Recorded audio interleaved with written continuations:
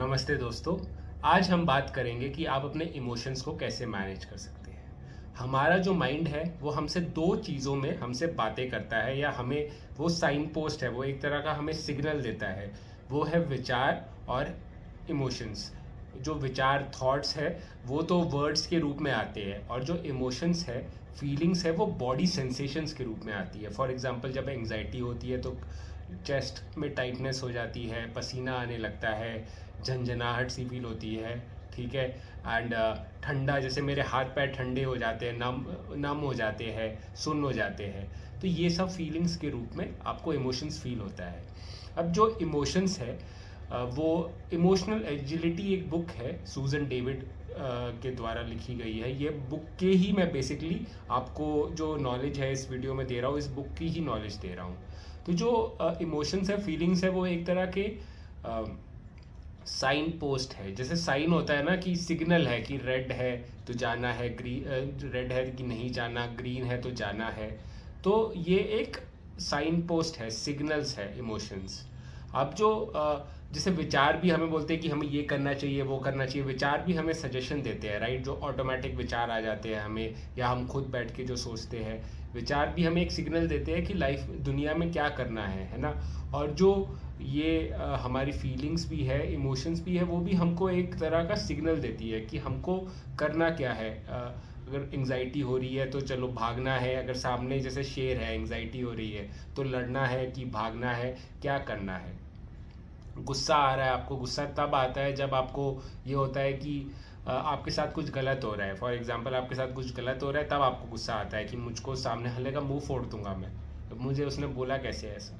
तो जो इमोशंस है वो हमको एक साइन देता है कि रेड का ग्रीन का, पर आपको जाना है कि नहीं जाना। फॉर एग्जांपल, अगर आपको उस रास्ते जाना ही नहीं है और ग्रीन सिग्नल हो गया, तो आपको जाने की जरूरत क्या है? ग्रीन सिग्नल तो हर जगह। अगर आपको आगरा जाना है और गाजियाबाद का, फॉर एग्जांपल आपको आगरा जाना है और उसके उल्टा, फॉर एग्जांपल आपको नॉर्थ से जाना है और उल्टा उसका साउथ, चेन्नई का जो सिग्नल है वो ग्रीन हो गया, तो जो ग्रीन हो गया वहां चले जाओगे क्या? ये तो वो बात हो गई कि आपकी चाबी जो है कहीं और गुम हुई है, पर आप लैंप के अंडर, जो जो वो होता है ना, लैंप होता है जो, उसके अंडर जाके आप चाबी ढूंढ रहे हो कि यहाँ पे उजाला है।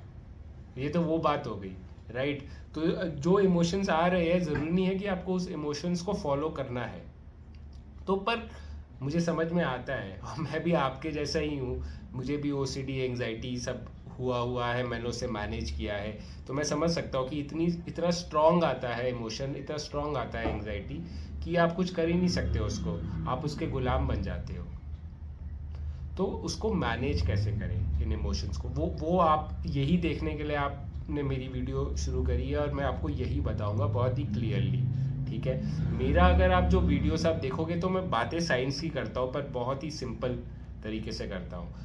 सिंप्लिसिटी मेरा मतलब, जो मेन मैं चाहता हूँ मेरी ज़िंदगी में जीऊँ, और जो मेरा मेन जो क्वालिटी भी हो, कि राजविंदर के बारे में कोई बोले, अगर वो बोले कि वो बहुत ही सिंपल इंसान है, तो मैं खुश रहूँगा उसको सुन के। तो आप भी सिंपलिसिटी अपनी लाइफ में रखो, सिंपल सॉल्यूशंस। ठीक है। और उस सॉल्यूशंस को फॉलो करो। ये वीडियो देखोगे पर कुछ फॉलो नहीं करोगे तो कोई फ़ायदा नहीं है। ठीक है। तो आप सिंपल सॉल्यूशन सुनिए, बट उसको फॉलो भी कीजिए। तो करना क्या है? नासा सुना है आपने? नासा, जो अमेरिका का जो स्पेस वो है, स्पेस प्रोग्राम जो चलाते हैं नासा, नासा याद रखो। नासा इज़ द फॉर्मूला, ठीक है, जो तुम्हें ठीक करेगा, तुम्हारे इमोशंस को मैनेज करने में तुम्हारी हेल्प करेगा। नासा है, एन है name it, A accept it, S step out of it, and A जो चौथा ए वो है act according to your values. जैसे तुम नाम से समझ गए हो, जब तुम्हें कोई इमोशन आता है, पहले तुम्हें होना चाहिए नेम इट, कि अच्छा ये मुझे एंग्जाइटी हो रही है या सैडनेस हो रही है। ओसीडी में सब लोगों को हर चीज़ एंग्जाइटी ही लगती है, पर इमोशंस बहुत तरह के होते हैं, राइट। गिल्ट होता है, सैडनेस होता है, जॉय होता है, सरप्राइज होता है, जेलसी होती है, एनवी होती है। ये सारी जो इमोशंस, अलग अलग तरह के जो इमोशंस है, उसको नेम करना। अब नेम करना कि अच्छा ये मुझे इमोशन आ रहा है, उस टाइम पे मुझे एंग्जाइटी हो रही है। इस चीज़ का जो सारा जो सूत्रधार है, जैसे मैंने ही बोला है कि जैसे अगर नेकलेस होती है, नेकलेस में मोती होते हैं, मोती की जो धागा होती है, जो जो धागा है जिसमें मोती पिरोए गए हैं, वो है अवेयरनेस। आपको अवेयर होना है। अगर आप अवेयर ही नहीं हो रहे, आपको गुस्सा आ रहा है और गुस्से में आपको आया कि थप्पड़ मार दो, आपने थप्पड़ ही मार दिए जाके, बट आपको अवेयर होना पड़ेगा। तो सबसे पहले आप अवेयर होकर से नेम करो कि अच्छा मुझे अभी एंग्जाइटी हो रही है, मुझे अभी सैडनेस हो रही है, तो आप नेम करो उसको सबसे पहले। तो फॉर एग्जांपल जब जैसे अंधेरा हो जाता है, अंधेरा है और आप किसी रूम में गए और आपने रस्सी को छू लिया, तो अंधेरा बिल्कुल ही अंधेरा है, आपको सबसे पहले लगेगा अरे कोई जानवर है, सांप है, ठीक है, बट आपको एंग्जाइटी हो जाएगी। और फिर एंग्जाइटी अब जब आपको होगी तो आपके दिमाग में भी ये सारी चीज़ें घूमती रहेंगी कि अरे ये तो सांप मुझे काट देगा, मैं तो मर जाऊंगा, ऐसा हो जाएगा, वैसा हो जाएगा, मुझको हॉस्पिटल कौन लेके जाएगा। लोग कहाँ कहाँ पहुँच जाते हैं एक छोटी सी चीज़ से, क्योंकि एंग्जाइटी जो है वो हमारे विचारों को धक्का दे देती है। जो एंग्जाइटी है वो एक आग है, ठीक है, और जो विचार है वो घी का काम करते हैं। बट क्या होता है कि जो थॉट्स और फीलिंग्स एक साइकिल में है। अगर आपको एंग्जाइटी होगी तो आपको एंग्शियस थॉट्स भी आएंगे, और एंग्शियस थॉट्स आएंगे तो फीलिंग्स बढ़ेगी, तो वो एक साइकिल है। फीलिंग्स थॉट्स बढ़ाएगी, थॉट्स फीलिंग्स बढ़ाएगी।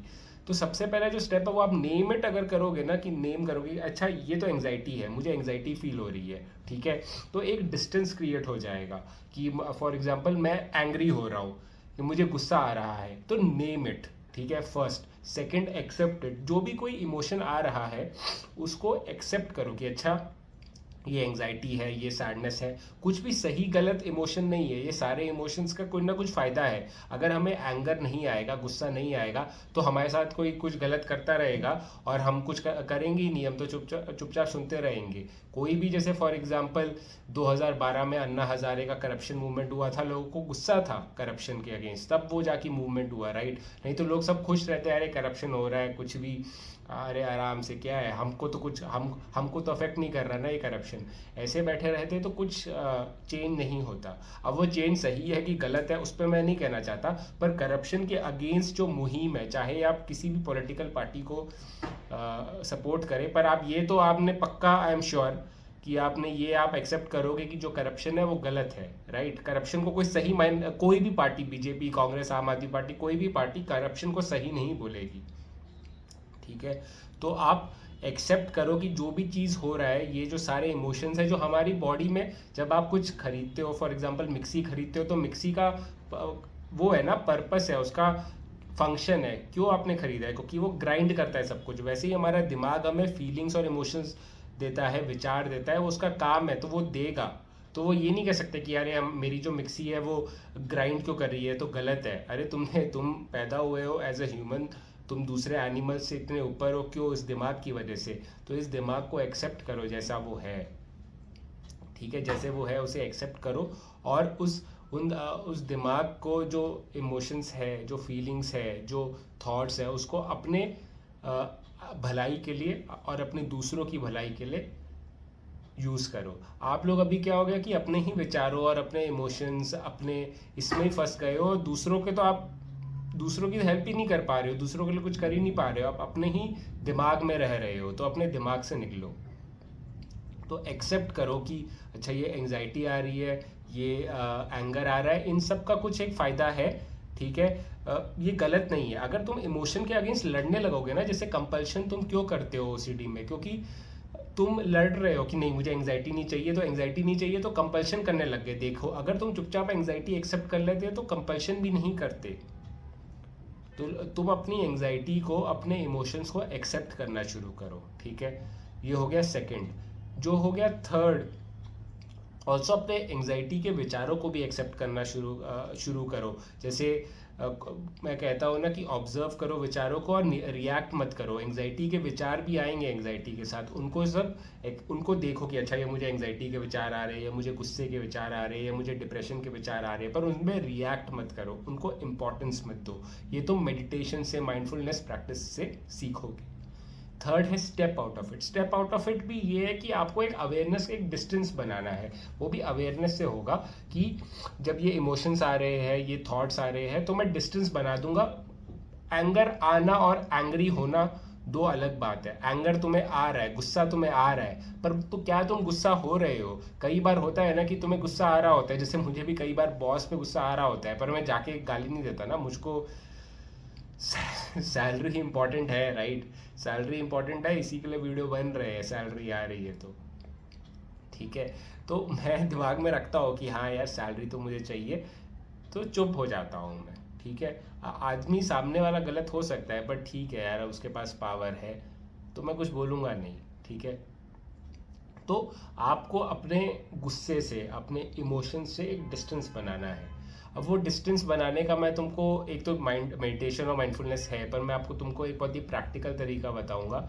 वो ये है कि तुम अपने आप को ना दो चीज़ों से है, जब तुम अपने आप से बात करते हो ना कि मुझे गुस्सा आ रहा है, मैं ये कर दूंगा, मैं वो कर दूंगा, मैं बहुत होता है, आई, तो तुम आई जब करते हो ना, तुम इमोशंस के साथ जुड़ जाते हो, ठीक है। इमोशन और तुम फ्यूज हो जाते हो, एक हो जाते हो।